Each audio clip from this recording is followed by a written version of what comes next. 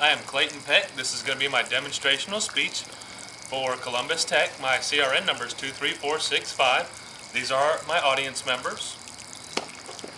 Alright, I'm Clayton Peck, owner and operator of CP Lawn Care here in Columbus. Today we are going to spray for weeds in ornamental turf grass. The thing you're going to need to notice is when you have a weed taken over, if you don't take care of it, it will completely engulf the lawn. So to take care of this problem, you first need to go and purchase your chemicals from whoever your local chemical dealer is. We happen to use a commercial sailor here in town. So we go to him, we tell him what problems we have. He recommends the chemicals. Here we have methyl sulfuride that'll take care of the Bahia grass. We also have our ester 3-way that's going to take care of the centipede. Besides your chemicals, you're going to need your sprayer. We happen to use a backpack sprayer because we do a lot of spraying. It's more comfortable that way. You just pump your arm here as you go. You don't have to keep setting the sprayer down. Also, you're going to need a fresh water supply. You're going to need some dirty clothes. We always wear just khaki shorts that you can throw away if they get nasty. Some tennis shoes that you can leave outside, run through the wash, because when you get chemical on your shoes, you don't want to go in your house. A throwaway shirt, and you're set. First, what you're going to want to do is take your chemicals. You're going to want to mix them properly with the water. We've preloaded this sprayer about halfway with water just to save on a little bit of time. You do this anyway so you don't have chemicals sitting in the bottom of your sprayer. You take your chemicals. First one we're going to use is the ester. It's going to be about 1 ounce to a gallon. You may want to measure this out. We happen to do this on a daily basis. I know about what 5 ounces is. This is a 5-gallon sprayer. We're also going to take our methyl sulfuride. It's a granular spray. So what we do is put it here in this basket. It's about 2/1000ths of an ounce for this whole backpack. This basket on top here is going to hold it, and we're going to pass water over that to get that mixed in. There's also a paddle inside the backpack that as you pump, it continuously mixes this stuff up. You're also going to need an agent that will hold this to the leaves of the grass. This right here is just called spreader sticker. It is a sugar, fat, animal-based compound. All it does is provide enough time of the chemical on the leaf of the plant for it to be soaked in before it is washed away by a sprinkler system or by wind, which is caused by just traffic going by. Besides natural wind, you really have to watch for this stuff. It really spikes up the potency of your chemical to keep it on that leaf. It's about 1 ounce to a gallon as well. It's a little bit thicker compound. Then you run your chemical in here. Get everything mixed up real good. As you're doing this, go ahead and start articulating your arm to prime the pump. It has a completely enclosed inner pump, so it will hold pressure even with the lid off. Alright. Put your lid on and you're ready to spray.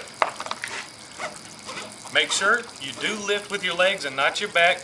The sprayer can get pretty heavy and a lot of people don't think about this and end up injuring their backs. We've got 5 gallons here. We've got about 45 pounds that we're going to be throwing on our backs. Always think safety.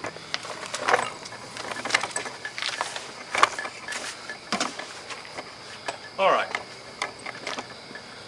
You can feel the tension in the pump as you articulate this arm.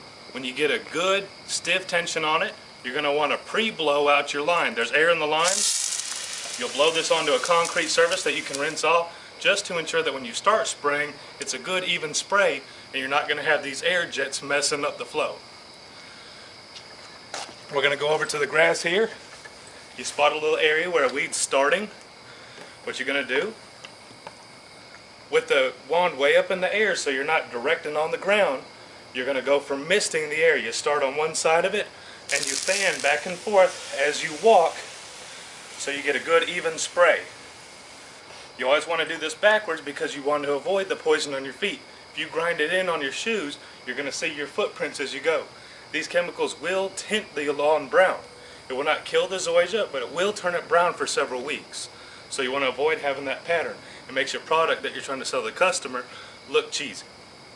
Now that's pretty much everything you do. Remember, you load your sprayer, you mix your chemicals in, you mix the chemicals up, preload the pump inside to attain your pressure, then you're going to want to walk around and spot treat your weeds.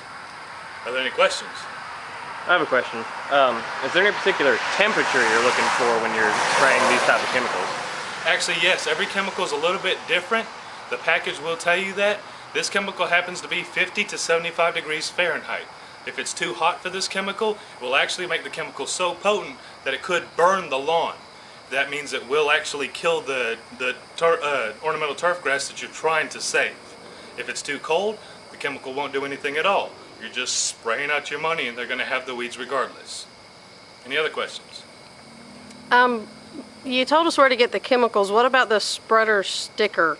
The spreader sticker is kind of tricky. It's hard to find a sugar-based animal fat compound at your local Home Depot or Lowe's. You're going to want to go to either a chemical wholesaler where you're going to have a business license with a tax ID number to shop there. If this is too difficult or if you do not have that, you can just use a household chemical such as Dawn, any degreasing cleaning agent. You'll just want to make sure that still an ounce to a gallon, you mix the water in very slowly so you don't cause such a lather. You have all these bubbles coming out the top of your sprayer.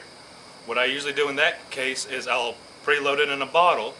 I'll mix it in the bottle, mix up the rest of my chemicals, pour this over the top, put the lid on, and then shake your backpack around.